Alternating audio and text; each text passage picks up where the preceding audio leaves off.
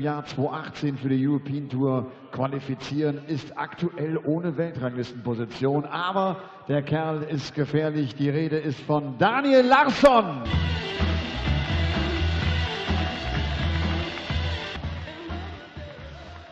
Daniel Larsson nimmt es auf mit einem zweimaligen BDO-WM-Halbfinalisten. Im vergangenen Jahr konnte er Ende des Jahres sich in das Viertelfinale der Players Championship Finals spielen. Ist aktuell die 41 der Welt.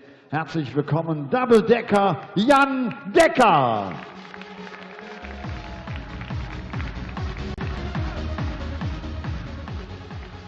So, und wir haben den dritten Caller auf der Bühne, the Puppy George Noble. So 4 men through to the second round of the German Darts Open here in Saarbrücken. They are Kirk Shepherd, Steve West, Cameron Menzies and Mike Kyvenhoven, at the expense of Simon Stevenson, Matt Edgar, Terry Jenkins and Tobias.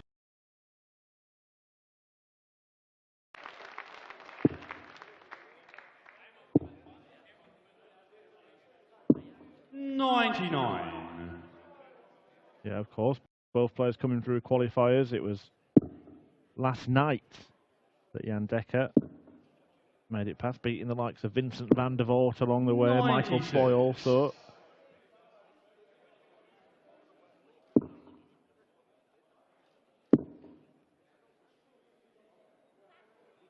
The qualifiers for the Nordic and Baltic players and the Eastern European players are kind of held in clusters, aren't they? So they attempt for a few events at once.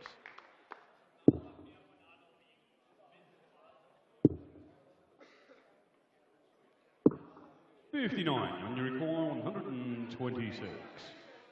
Well, 126 and 124, similar checkouts. 1 treble needed. Jan's not got it. 58. Then you require 124.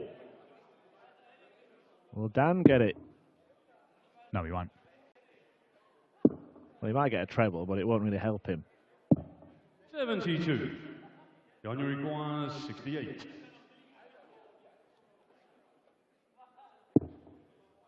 That will help him.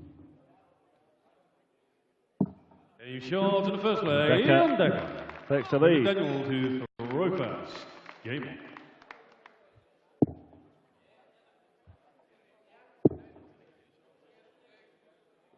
I've actually met once before on the European Tour. Yeah, it was a qualifier, wasn't it? A couple of years back. Who won it? Went the way of Jan Dekker, qualified for the European Tour event in Gibraltar in 2016. 6-2 on that occasion to the Dutchman.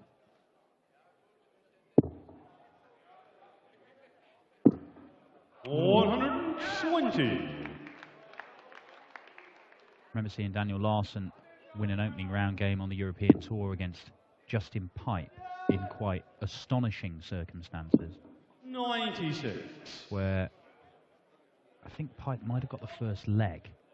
Or no, it was at the very first leg where he'd gone for a bullseye he didn't need to, missed it, then messed around on the doubles and lost the leg, and then lost the next 5 to be ironed out 6-0 by Daniel Larsson. Well, the winner of this one plays Simon Whitlock, and we've just seen Daniel Larsson have a bounce out there. And I may have dreamt this up, but I'm scratching into my memory bank. I seem to remember him meeting Whitlock on the European Tour last year and having a load of bounce outs in that match. That does ring a bell.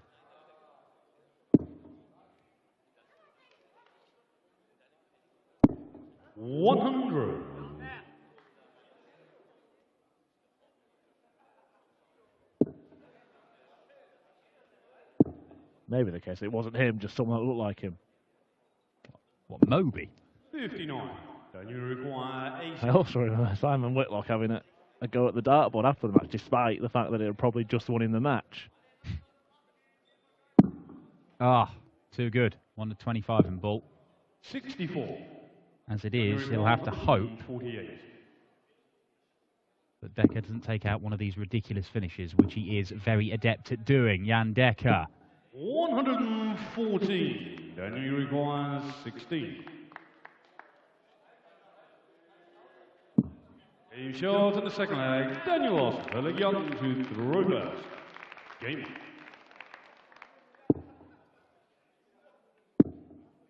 like that route? 2 treble 19s for double 17 for the 148? Not particularly bothered. Yeah. Well, there we go. What do you think? I like it.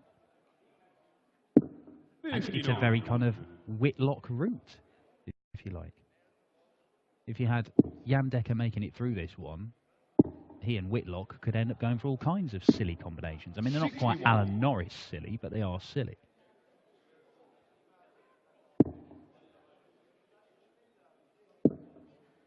One of the big combinations when you have to hit it. Kind of doesn't matter which double you leave, does it? If your opponent's, you're expecting them to go out.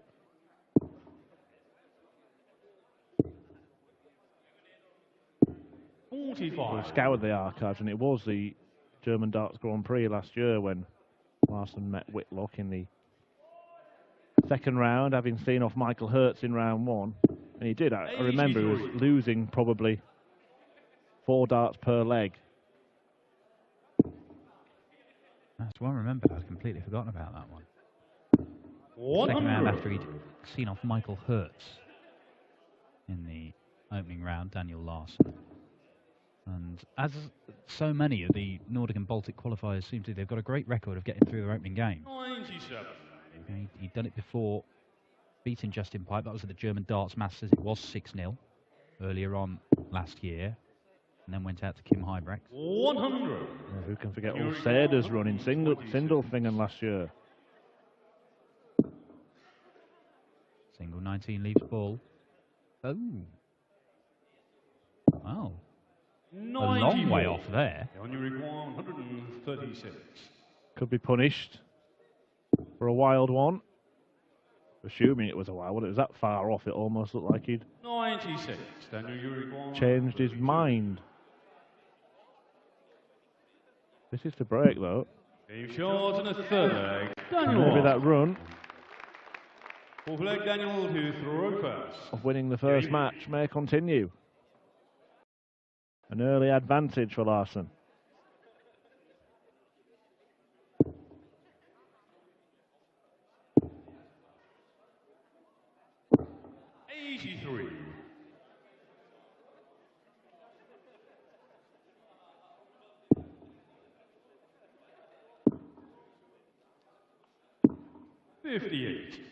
Well, this has the feel at the minute like Jan Dekker's B game. And Jan Dekker only tends to have like 2 games, an A game and a B game. Yeah, the A game is fantastic. The B game is some way lower than that.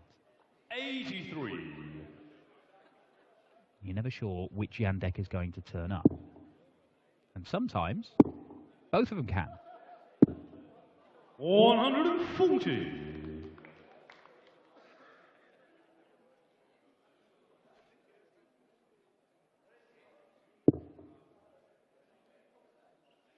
Yeah, but as you made the point earlier, often 100. you play his A game and get beaten, and he'll play that not so good B game that would be categorised in many players D or E, and somehow scrap a win. Well, it is the finishing that's always been his strong point, Jan Dekker. That's why every time he plays, you kind of expect him to be taking out one of those big finishers at some point. Maybe that 148 that nearly went earlier, or the 136 that he's had a look at. He had a good end to last year in terms of financial reward. Quarter-finals at the Players' Championship finals and second round at the World Championship. Nice open bullseye here. 56. On your require 68. 16 for double, the finishing. It's his strong points. 36. Daniel, you Isn't it? require 39. Well, it's not on point so far this afternoon, and Daniel Larsson's has been. Apart from that wayward dart of the ball, he hadn't missed on the outer ring until then. But he's found a way past that one. He didn't move, did he? So he evidently wasn't too blocked by that first attempt at it. 140.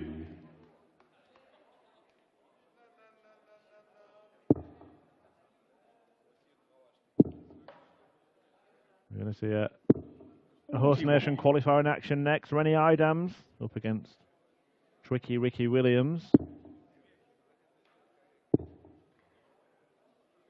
Then a couple of games that have the potential to be real crackers. You mentioned the Richard Noppert showdown already, but Jose Justicia against Luke Woodhouse, two players that have produced some good stuff on the Pro Tour this year. Yeah, Jose Justicia, that'll be his debut, I think, on the Euro Tour. And when we've seen him in action, when he's put together a good day, and the most obvious example was that fateful day at the UK Open qualifiers at the start of the year, where he clashed with Adrian Lewis in more ways than one. When he does play well, he scores big. He hits a lot of 180s. Yeah, I think a more accurate description would be to say Adrian Lewis clashed with him. There was a collision, to put it in ambiguous terms. Nothing ambiguous about that. 81 checkout, double 16 for a 12 darter.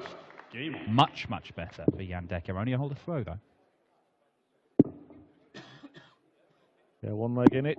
But Larsson has the advantage of throwing first. He's put himself in a strong position to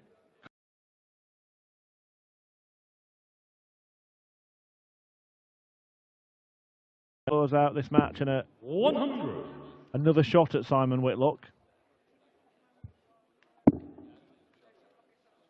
Whitlock, who was well beaten in the Premier League last night. 140. Interesting couple of actions these guys have got. We'll get to Jan in a minute. Just watch his first dart when he returns to the board. But Larsson's got a bit of the old Chizzy snatch about him, hasn't he? It's not as pronounced as Chizzy, but the neck does sort of jerk back. He can control it. You do get the feeling he's going to drag some darts low every now and again, just because there's that jerk. It's not stopped him being on a potential 11 darter here. 96. There we saw Dekker take out the self-same finish in the previous leg.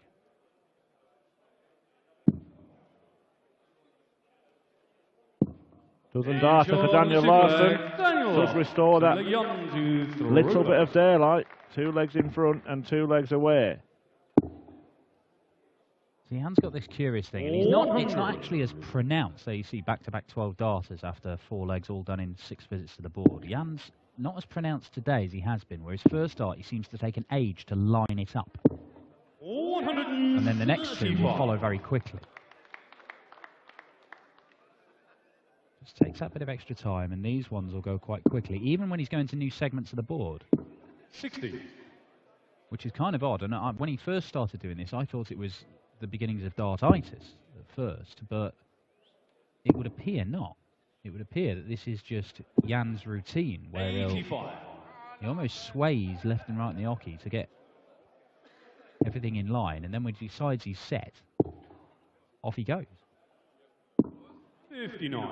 He's got problems here, though, because Larsson's stolen the darts and might well go 5-2 up and would throw for a 6-2 win to reverse the scoreline when they met in the Euro qualifiers for Gibraltar a couple of years back. 96. It's been fairly solid stuff from Daniel Larsson. Average in the mid-90s. That's more than solid in that visit from Jan Dekker. But he might well have to take it out when he returns. 99, and you require 105. Could have looked at the bullseye in that previous visit there. We'll come back to that. 57. Daniel, you require 86. If he only finds 2 singles here, he'll be going for the bull at the end of it.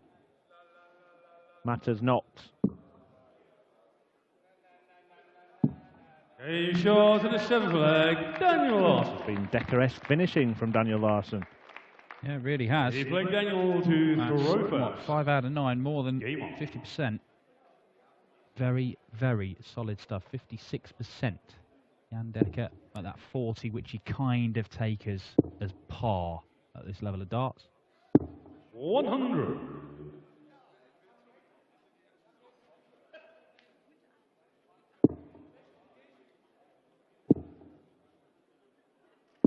$99.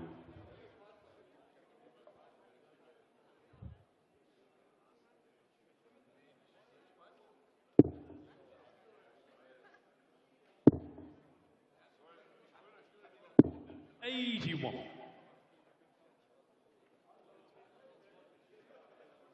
Daniel Larsson in qualifying for this one took out probably the two heavy hitters on the Nordic and Baltic Tour, beat Darius Labanauskas, who's top of the rankings and by quite some distance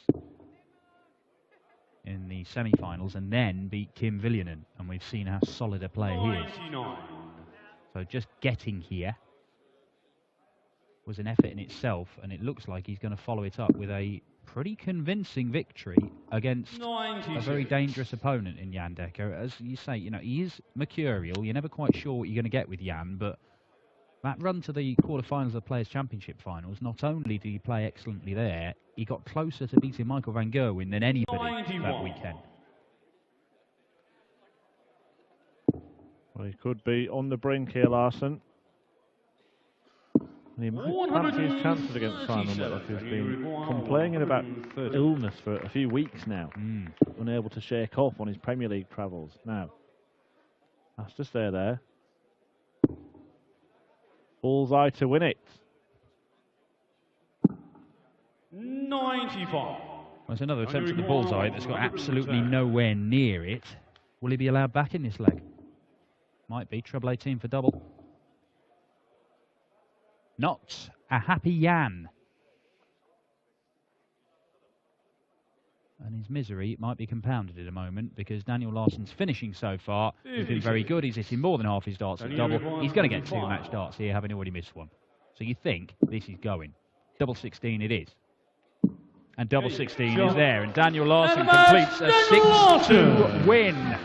Revenge for losing to Jan a couple of years ago in the Euro qualifiers. A lot more riding on this one. He's doubled his money. 2 grand in his pocket for Daniel Larsson, and a chance to take on the Wizard tomorrow for a spot in the final day of the German Darts Open. Got 3 more games for you this afternoon. Richard North and Danny Knopp at Jose Justicia and Luke Woodhouse. But first, the Cube, Rene Idams, Germany's own, taking on tricky Ricky Williams. Und wenn ich die Emotion gerade richtig verstehe, freut sich auch. Daniel, congratulations. You look happy. Thank you. Thank you. I'm very happy. Was it a good performance? I was a bit nervous. I think it looks like that in the end, but I'm quite happy. I got some late troubles, like trouble 20 in the last throw, and yeah, I think it kept me in a steady level. So I'm happy, very happy. Nervous because you haven't played for a couple of months on a big stage? Yeah, probably. Yeah. But I'm feeling good all day, and the trip here was very good, and yeah, but somehow I got nervous, but I'm happy I won this game. Yeah, cool. See you tomorrow. Thank you very much. Daniel Larsson. Er sagt, er war ganz schön nervös, aber hat hinten raus dann doch eine Menge Triple getroffen, die wichtig waren für diesen Sieg über Jan Dekker. Und er ist natürlich zufrieden.